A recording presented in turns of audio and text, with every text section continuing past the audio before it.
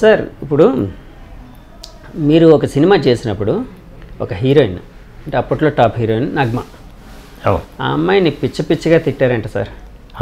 ఎందుకు సార్? ఏంటా సిచ్యువేషన్? అంటే నాకు ఫస్ట్ పిక్చర్ ఆ అమ్మాయితో ఫస్ట్ పిక్చర్. అప్పటికి ఆమె సౌత్లో చేసింది సార్? చేసి ఓకే, చేసింది. మంచి పొజిషన్లోనే ఉంది. భారత సింహం సినిమా, భారత సింహం, కృష్ణ గారు.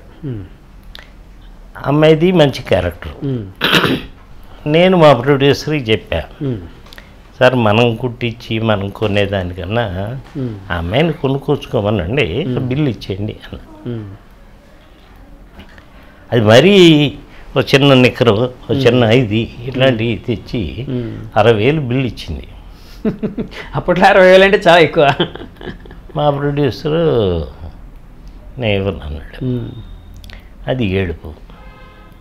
నేను చెప్పా, సరేమ్మా నువ్వు ప్రొడ్యూసర్ ఎలాగన్నా సావండి, నాకు వద్దు, ఇది నా సినిమా, నాకు బాగుండాలి, నీ 60,000 ఇదిగో తీసుకో, నువ్వు చెయ్యి.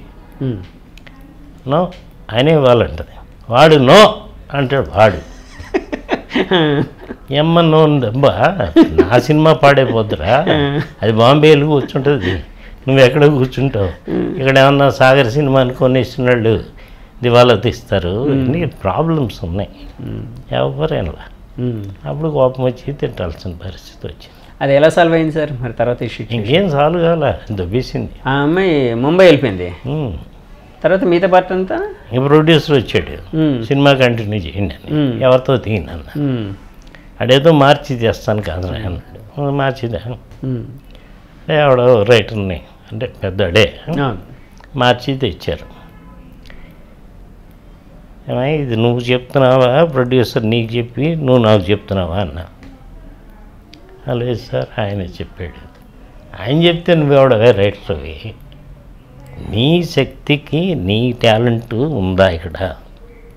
లేదు సార్ ఆయన్ని అని చెప్పి పిలిచి చెప్పా. అసలు ఈ సీన్ ఎలా చేస్తారు చెప్పమని అన్ని ప్రొడ్యూసర్ని అన్నా. ఈ సీన్ వరకు ప్రొడ్యూసరు రైటర్ ఎత్తికెళ్ళి నేను నేను కూర్చుంటా, మీరు తిండి. అసలు ఏ మైండ్తో రాశారు, మీరు ఎలా అనుకుంటే అలా తిండి అని అడిగి కూర్చున్నా. ఎందుకు చెప్తున్నంటే ఎవడి పని అడి చేయాలి. రైటర్ దగ్గర ఎన్నో గొప్ప గొప్ప విషయాలు తెలుసుకుంటాం, అది అవసరం మాకు. అవునండి. వాడికి మనం నేర్తేలాగా ఆడు రైటర్కి మనం నేర్పకూడదు, ఆయన దగ్గర మనం ఏమన్నా నేర్చుకోవాలి. మనం డైరెక్షన్ చేసేప్పుడు అలాగే పాపం. సార్ ఇప్పుడు సినిమా కిల్ అవుతుంది ఎందుకంటే డబ్బులు పెట్టేది ప్రొడ్యూసర్ సార్. అప్పుడు మధ్యస్థులు ఎవరు అనుకుంటున్నావు? భరద్వాజ, హీరో కృష్ణ గారు ఏదో చెయ్యి సాగరు వదిలేస్తే ఇప్పుడు వాడు రోడ్లో పడిపోతాడు అంటాడు ఆయన. భరద్వాజ, ఒరే నేను ఇలా ఓ సినిమా చేశా, అది ఇలా గొడవలైనా బయటకు వచ్చేసా, ఇలా ఆడి సంక్రాంతికి పోయాడు, నాకు బ్యాడ్ నేమ్ వచ్చింది, నువ్వు ఏదో రకంగా చెయ్యరా అని. సరే అని చెప్పి నేను ఇంకా వాళ్ళు చెప్పిన దాన్ని ఇంకా మన స్కూల్కి మార్చి అది చేసి ఇది చేసి చేసిన అది ఆడదు. ఓకే, హీరోయిన్ చేయాల్సిన పనులు చాలా ఉన్నాయి. ఓకే, మనం తీలా ఇంకేదో కథను నువ్వు ఇటు మళ్ళించేసి తిరుపతి వెళ్ళాలని శ్రీశైలం వెళ్ళినట్లుగా ఉంది. అక్కడ ఏదో జరిగింది. అంటే తిరుపతి వెళ్ళాల్సి వచ్చింది, శ్రీశైలం వెళ్తే కొద్ది గొప్ప కన్విన్స్ చేయొచ్చు, హైదరాబాద్ వస్తే కష్టం కదా సార్. అదే కదా కష్టం. అదే జరిగింది. Okay okay. సో ఆ విధంగా నగ్మతో ఎప్పుడు మీరు సినిమా తెలియదు కదండి? సౌందర్య గారితో 4 సినిమాలు చేశా, ఆమెనితో కూడా 3-4 చేశా. సౌందర్య గారితో మీ రిలేషన్ ఎలా ఉండేది సార్? అంటే ఒక డైరెక్టర్గా ఆమె ఒక యాక్ట్రెస్గా ఆ రిలేషన్ ఎలాగా? జస్ట్ లైక్ నేను వాళ్ళ ఇంట్లో ఒక మెంబర్, వాళ్ళ బ్రదర్లానే, వాళ్ళ మదర్ కానీ ఫాదర్ కానీ వాళ్ళని అలాగే చూసుకునేవారు. వాళ్ళ ఫాదరు అంజలి పిక్చర్స్లో అసోసియేట్ డైరెక్టర్. సౌందర్య గారి వాళ్ళ ఫాదర్ సినిమా ఫీల్డ్ రైటింగ్. అక్కడి నుంచి లైట్గా తెలుసు నాకు, ఎందుకంటే మా బ్రదర్ పెద్ద ఆయన విఎస్ రెడ్డి అని అంజలి పిక్చర్స్లో నెంబర్ ఆఫ్ పిక్చర్స్ చేశారు. వాళ్ళకి కనెక్షన్స్ మీద నేను కొంచెం దగ్గర అయ్యా. ఓకే, అట్లా మంచి ఫ్యామిలీ. సార్ ఇప్పుడు మీకు సౌందర్య గారికి చాలా మంచి సినిమాలు పడ్డాయి కదండి, హిట్ సినిమాలు. అమ్మదొంగ, తర్వాత ఇంకా వచ్చిన అమ్మ నా కోళ్ళ, ఆలు, ఇంకోటి ఏదో. ఆల్మోస్ట్ ప్రతి దాంట్లో ఆమె క్యారెక్టర్ ఎలివేషన్ అద్భుతంగా ఉంటుంది. చాలా ఒక సాన్నిహిత్యం, అంటే ఇప్పుడు ఏ మనిషికైనా కూడా ఒక ఆర్టిస్ట్ సాన్నిహిత్యం ఏర్పడిందంటే ఒక రకమైన అభిమానం ఏర్పడుతుంది. ఆమె అనుకోకుండా దుర్ఘటనలో చనిపోయారని తెలిసిన ఫస్ట్ టైం మీకు, అంటే టీవీ చూస్తూ ఉండగా తెలిసిందా, ఎవరైనా చెప్తే తెలిసిందా, అప్పుడు మీ ఫీలింగ్ ఏంటి సార్? నాకు ఫస్ట్ టీవీ ఏముంది, మన సొంత మనిషిని పోగొట్టు ఉన్న ఫీలింగ్లోనే ఉంటాం. తను ఉండుంటే నాకు చాలా హెల్ప్ అయ్యేది. ఓకే, హెల్ప్ కన్నా ముఖ్యం ఏంటంటే షూటింగ్ ఇవాళ లేదు అంటే నాకు ఫోన్ చేసి వెళ్ళేవాళ్ళు, కూర్చునేవాళ్ళం. ఐస్ క్రీము, గులాబ్ జాము కలుపుకుని తింటుంది. ఎందుకు అలా తింటావు అంటే, నాకు 15 రోజులు సాంగ్స్ లేవు కదా అంటుంది. సాంగ్స్ ఉంటే పాపం తినరు. అవునవును, అంటే ఫ్లెక్సిబుల్గా బాడీ ఉండాలి, మూమెంట్స్ అవన్నీ చెయ్యాలి కాబట్టి. అంటే అంత ఓపెన్గా ఉండేవారు. వాళ్ళ బ్రదరు అమరు, వాళ్ళ మదరు అంతా చాలా బాగుంది. ఏదో బ్యాడ్ టైం, పెళ్ళయింది, అది ఒక బ్యాడ్ టైం. అలాగే సార్ జయచిత్ర గారు, పాత తరంలో జయచిత్ర గారిని చాలా ఫేమస్ హీరోయిన్, యాక్ట్రెస్ ఉండేవారు కదండి. ఇప్పుడు తర్వాత అత్త క్యారెక్టర్ మన వెంకటేష్ గారి సినిమాలో మదర్ క్యారెక్టర్ చేశారు కదండి. ఆ సినిమా ఏదో గుర్తులేదు, ఈవి సత్యనారాయణ గారిది హిట్. ఆవిడ చాలా పీక్ పొజిషన్లో ఉండేటప్పుడు మీరు డైరెక్టర్ కాదు, అప్పటికి కో డైరెక్టర్గా ఉండేవారు. అంటే అదే మీ లెక్కల ప్రకారం అప్పట్లో చీఫ్ అసోసియేట్ ఏదో. సో అప్పుడు చాలా గొడవ పడ్డారంటే, మీరు దిగి రాలేదంటే ఏంటి సార్ అది? ఏం లేదు, జంజాలంటే గొప్ప రైటర్. అవునండి, ఆయన సినిమాకి పనిచేస్తమే గొప్ప. అవునండి, యాక్చువల్గా జయచిత్రతో తీసే సినిమా డ్యూయల్ రోల్. ఓకే, జంజాల్ గారు దాని డైరెక్టర్ కాదు, రైటర్. ఓకే, ఆ కథ డ్యూయల్ రోల్ కదా. జయచిత్ర కొనుక్కుని పెట్టుకుంది తెలుగులో తీద్దామని. అప్పుడు మా ప్రొడ్యూసర్ వెళ్ళి గురవారెడ్డి, శంకర్ రెడ్డి అని ఉంటారు, అడిగితే నేను కొనుక్కుంది, నేను యాక్ట్ చేద్దామని. ఓకే, అప్పటికి పాపం ఆవిడ బాగా లావ్ అయిపోయింది. ఓకే, నన్ను వచ్చి అడిగాడు, ఇలా అంటుంది, తనైతేనే ఇస్తుందంట. అప్పుడు పని చేద్దాం, డ్యూయల్ రోల్ని సింగిల్ రోల్ చేసి, అంటే ఇద్దరిని పెట్టేసి తన మీద కొంచెం మేనేజ్ చేస్తానికి ప్రయత్నం చేద్దామని జంజాల్ గారితో చెప్తే ఆయన మార్చాడు. ఓకే, చేస్తున్నాం.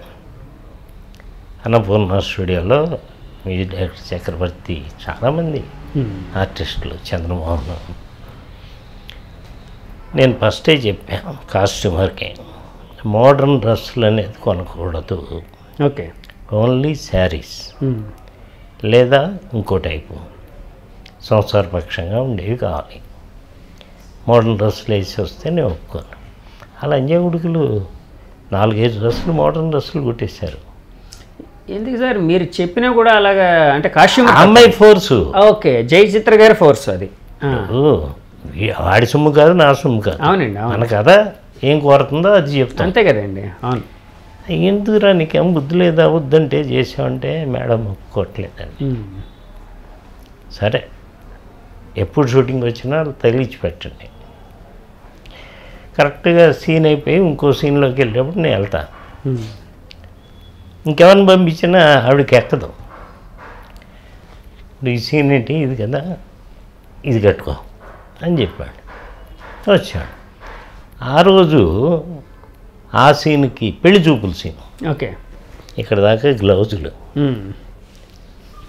ఫ్రాక్, అంటే కాశ్మీర్లో ఉండేటట్లయితే మోడర్న్ వేసుకొచ్చింది, క్రిస్టియన్ వాళ్ళు గౌన్స్ వేసుకుని. తను ఆ డ్రెస్లో వస్తుందని నాకు తెలుసు ముందే.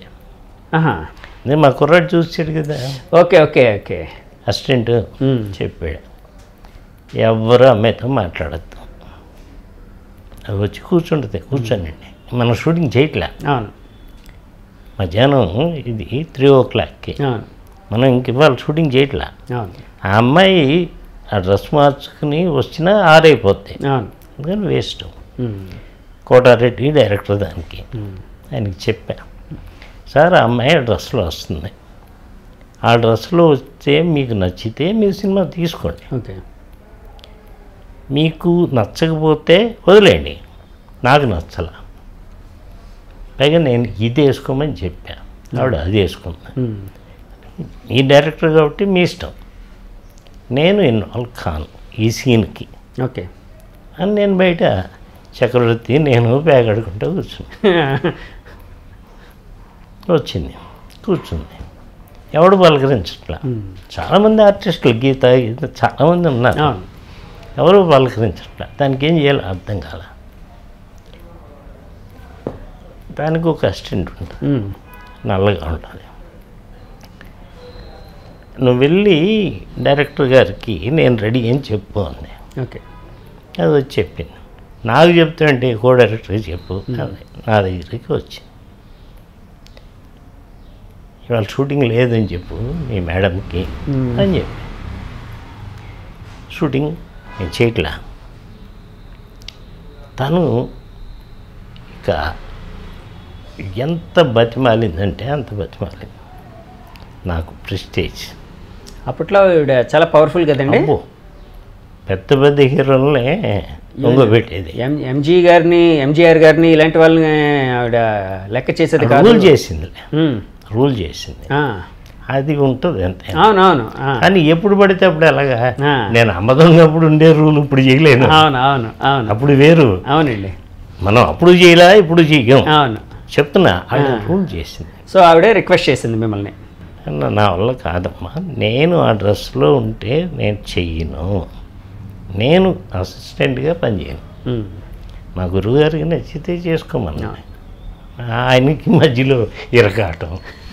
ప్రొడ్యూసరా నా ఫ్రెండు గురువారెడ్డి, శంకరెడ్డి, అలా చాలా ఇబ్బంది పడింది.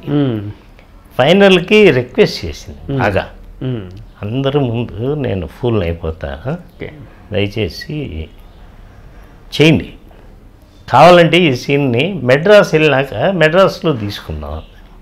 ఓకే. ఇంకా ప్రొడ్యూసర్ కూడా వచ్చి బతిమాలాడు, అరే బాబు నా సినిమా ఆగిపోద్ది, ఏదో చేయరా అని చెప్పేదో చేసాం. సార్ అప్పట్లో డైరెక్షన్ డిపార్ట్మెంట్ అంత పవర్ఫుల్గా ఉండేదండి. అయ్యో, అప్పుడు ఎంతమంది సార్, గట్టిగా ఉంటే ఒక 20 మంది చీఫ్ అసోసియేట్లు ఉండేవారు గట్టిగా. రాఘవేంద్రరావుకి మన్నయ్య, బాబాయ్ గారికి మురళీమోహన్, నేను బివి ప్రసాద్కి, అలా ఉన్న 10 మంది డైరెక్టర్లకి ఇలా 10 మంది. కొన్ని సినిమాలు అయితే మంచి చీఫ్ లేడని చెప్పి పోస్ట్పోన్ చేసుకున్న రోజులు ఉండే. ఇప్పుడు అంతా వేరే విధంగా ఉంది కదా సార్. సార్ ఇప్పుడు జబర్దస్త్లో యాక్ట్ చేస్తున్న, అదే జడ్జిగా వెళ్తున్న ఇంద్రజ ఉంది కదండి, ఇంద్రజకి లైఫ్ ఇచ్చింది మీరే. తెలుగు సౌత్లోని లైఫ్ ఇచ్చింది మీరే, ఎందుకంటే అమ్మ దొంగలో ఆ అమ్మాయి క్యారెక్టర్ పెట్టి ఆ అమ్మాయికి ఒక ఎలివేషన్ ఇచ్చారు. తర్వాత నెక్స్ట్ సినిమాలో ఆ అమ్మాయి ఏవో ఎక్స్ట్రాలు చేసిందని చెప్పి ఆ అమ్మాయిని, ఏంటి సార్ అది? కేఆర్ విజయ గారు సొంత ఫ్లైట్స్ ఉన్నాయి. అవును, చాలా పెద్ద ఆవిడ ఇల్లే ఒక ఇంద్రభవనం. అవును. ఆవిడకి అమ్మ మీరు ఎంతమంది వస్తారు మైసూరు అంటే, అందరం వస్తామండి, పేర్లు చెప్తే మా మేనేజర్ ఫ్లైట్ టికెట్స్ బుక్ చేస్తాం. ఎక్కడికి? మీరు ప్రొడ్యూసర్ సార్ ఆ సినిమాకి? అంటే మా తమ్ముడు ప్రొడ్యూసర్, మీరు డైరెక్టర్. ఓకే. జగదీక్ వీరుడు సొంత ఇది జగదీక్ వీరుడు రెండో సినిమా. అమ్మ దొంగ తర్వాత ఇంద్రజకి. అవును, సేమ్ కృష్ణ గారి కాంబినేషన్. అవును. ఫస్ట్ దాంట్లో సౌందర్య, ఆమని, ఇంద్రజ. అవును. సెకండ్ దాంట్లో ప్రేమ, సౌందర్య, ఇంద్రజ గారు. అంటే తను వద్దండి ఫ్లైటు ఇక్కడి నుంచి బెంగళూరులో దిగి, బెంగళూరు నుంచి మళ్ళీ కారులో వెళ్ళే బదులు నేను ఇక్కడి నుంచి డైరెక్ట్గా కారులో వస్తే ట్రైన్లో వస్తాను, మా అసిస్టెంట్స్ అందరూ మా కారులో వస్తారు. నేను చాలా గొప్పగా ఫీల్ అయ్యా. మరి అంత గొప్ప ఆవిడ షీజ్ నాట్ ఆర్డినరీ. ఆ స్టేజ్ ఉండేవాళ్ళు అంత గొప్ప లావిష్నెస్ ఉండేవాళ్ళు. నేను ట్రైన్లోనే వస్తాను, పొద్దున 6ంటికి ట్రైను, ఆ ట్రైన్లో వస్తుంది. తిని మా మేనేజర్ వెళ్ళి ఇట్లా నీకేంటమ్మా అంటే ఫ్లైట్ ఏదో అడిగింది. ఇలా కేఆర్ విజయ్ గారు అంతా ట్రైన్లో వస్తున్నారమ్మా, వెళ్తా అంటే కలిపి పంపిస్తాను. అవును, నేను ట్రైన్లో వెళ్తే వాంతులు అవుతాయి అంది. ఈ ట్రైన్లో వెళ్తే వాంతులు అవుతాయి అన్న పదం నాకు పుట్టినప్పటి నుంచి ఇప్పుడు దాకా ఎవరు ఫస్ట్ టైం విన్నారు. సరే తను ఎలాగొస్తే అలా రమ్మనండి. బస్ సిక్నెస్ ఉంటుంది కానీ ట్రైన్ సిక్నెస్ అనేది ఎప్పుడు ఎవరు వినరు. వాంతులు వస్తాయని అడిగి నేను ఒకటి చెప్పాను. ఆ అమ్మాయిని అనవసరంగా మనం ఎంకరేజ్ చేసాం. సరే దీంట్లో కూడా మంచి వేషం ఇచ్చాం. ఓకే, మనం న్యాయం చేసేస్తాం, మన నుంచి వెళ్ళిపోద్ది, మన సర్కిల్ నుంచి వెళ్ళిపోద్ది, వెళ్ళిపోయి దాన్ని. ఆ అమ్మాయితో ఎవరు మాట్లాడకూడదు సెట్లో. ఓకే, ఆ అమ్మాయి సెట్కి వచ్చే ముందు అందరికీ ఇన్స్ట్రక్షన్స్ ఇచ్చారు మీరు డైరెక్ట్గా? వచ్చింది, షూటింగ్ చేస్తున్నా, ఎవరు మాట్లాడట్లా. అలా ఎవరు మాట్లాడటానికి లేదు. ఎందుకంటే ఎవరన్నా మాట్లాడితే వాంతి చేసుకుంటుంది ఏమో, ట్రైన్లో వెళ్తే వాంతి చేసుకుంటుందట. మరి మాట్లాడితే కూడా వాంతి చేసుకుంటానికి అమ్మాయికి అవకాశం ఉంది, కానీ ఎవరూ మాట్లాడదు. అలా 1 వారం రోజులు షూటింగ్ చేస్తున్నాం, ఎవరు మాట్లాడుతున్నాం. ఓన్లీ నేను, మా తమ్ముడు కెమెరామెన్. షార్ట్ రెడీ అయినప్పుడు ఆ షార్ట్ చెప్పడం అంతవరకు, అంతే. అమ్మాయికి యాక్టింగ్ చెప్పడం. తర్వాత వచ్చి ఏడ్ చేసింది.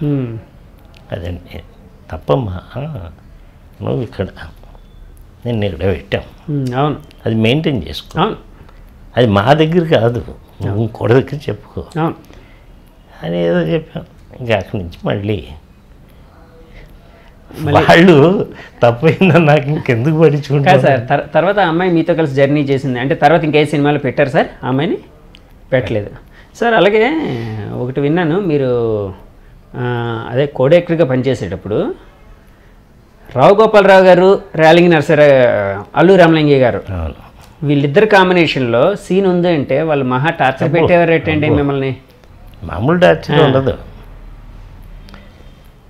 ఏమయ్యా నేనే రెడీయా, వాడు రెడీయా అంటాడు ఈయన రావు గోపాలరావు గారు.